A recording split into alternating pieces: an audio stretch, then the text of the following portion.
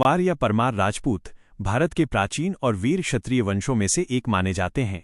इनका इतिहास केवल युद्धों और शौर्य तक सीमित नहीं है, बल्कि ये ज्ञान, संस्कृति और शासन कला का भी अद्भुत उदाहरण प्रस्तुत करता है।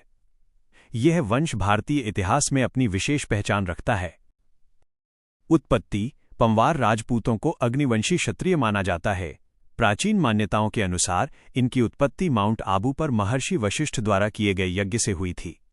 इस यज्ञ कुंड से 4 प्रमुख राजपूत वंश उत्पन्न हुए, जिनमें परमार भी शामिल थे। परमार शब्द का अर्थ होता है शत्रुओं का संहार करने वाला।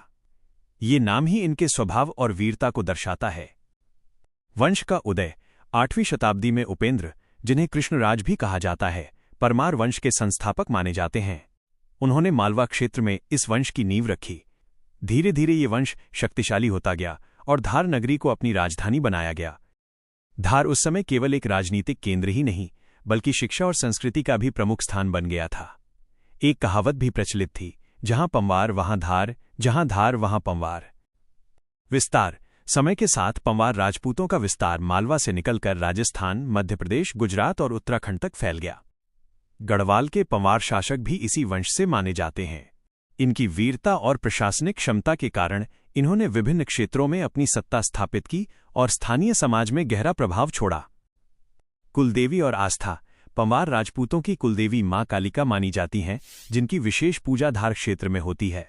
यह देवी शक्ति और संरक्षण का प्रतीक मानी जाती हैं। इसके अलावा हनुमान जी को इनका इष्टदेव माना जाता है।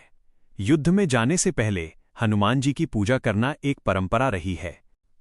शाखाएं: समय के साथ पंवार वंश कई शाखाओं में विभाजित हो गया, जिनमें प्रमुख हैं सांखला, पोवार, भोयर पंवार आदि।